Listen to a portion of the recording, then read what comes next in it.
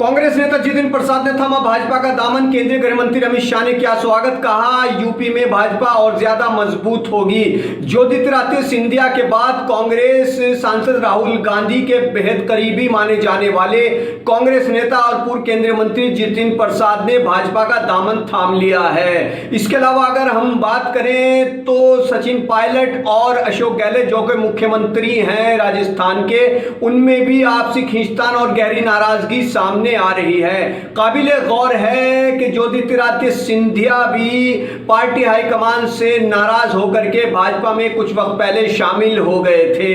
आज राहुल गांधी के एक और करीबी जितिन प्रसाद ने भी भाजपा का दामन थाम लिया है। पीयूष गोयल ने उनको भाजपा की सदस्यता ग्रहण कराई। उसके बाद अमित शाह ने एक ट्वीट किया। ट्वीट में अमित शाह ने कहा है कि जितिन प्रसाद का मैं स्वागत करता हूं और जितिन प्रसाद के आने से भाजपा यूपी में और ज्यादा मजबूती हासिल करेगी, ऐसी उम्मीद है। इसके अलावा ये भी खबरें आ रही हैं कि कुछ और नेता भी कांग्रेस से नाराज चल रहे हैं। आपने गुलाम नबी आजाद के बारे में भी पढ़ा होगा और देखा होगा, उनकी भी नाराजगी सामने आ रही है। इसके अलावा एक और नेता की नाराजगी भी कांग्रेस में सामने आ रही है। तो माना जा रहा है कि यदि पार्टी हाईकमान ने जल्दी ही इन नेताओं पर ध्यान नहीं दिया तो कुछ और चेहरे भी भाजपा में शामिल हो सकते हैं। काबिले गौर बात यह भी है कि पूर्व में भी कई कांग्रेस के सीनियर और युवा नेता भाजपा का दामन थाम चुके हैं। ज्योतिरादित्य सिंधिया ने जब कांग्रेस को अलविदा कहकर भाजपा में शामिल होने का ऐलान किया था, उस वक्त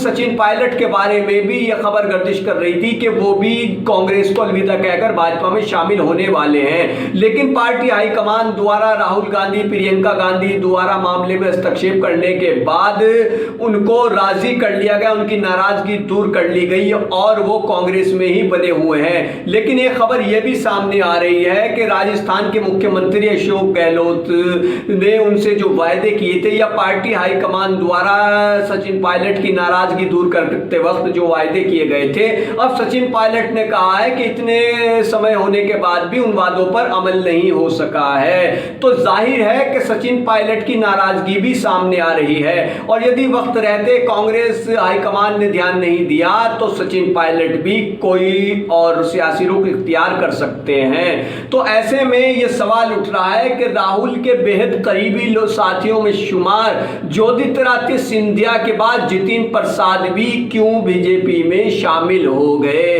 अंदरूनी सूत्रों से यह खबर भी आ रही है कि जितिन प्रसाद अपने आप को वहां पर उपेक्षित महसूस कर रहे थे और उनकी बात को पार्टी हाईकमान पूरी गंभीरता से नहीं ले रहा था। इसी वजह से उन्होंने आज भाजपा का दामन थाम लिया और सचिन पायलट की नाराजगी भी लगातार सामने आ रही है। एक दिन पूर्व ही सचिन पायलट ने एक ऐसा बयान दिया कि जिससे साबित होता है कि पार्टी में उनकी नाराजगी कायम है। उनका कहना है कि इतने समय बाद भी जो आश्वासन उनको दिए थे, जो भरोसा दिया गया था, उस पर अभी तक काम नहीं हो सका है।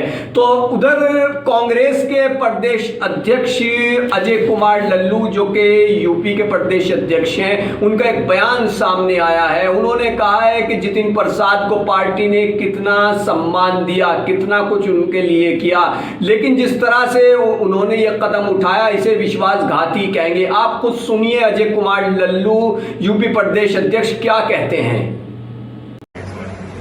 जितिन प्रसाद जी को मान सम्मान कांग्रेस पार्टी ने दिया, उनकी पहचान बनाई, उनको सांसद बनाया, 2 बार केंद्रीय मंत्री बनाया, 2017 में उनको विधानसभा का प्रत्याशी भी बनाया, 2019 में भी कांग्रेस पार्टी ने टिकट दिया, अभी बंगाल का प्रभारी भी बनाया। इतना मान सम्मान देने के बाद भी अगर कोई नेता पार्टी के साथ वफादारी न करे तो विश्वासघात नहीं तो और क्या है।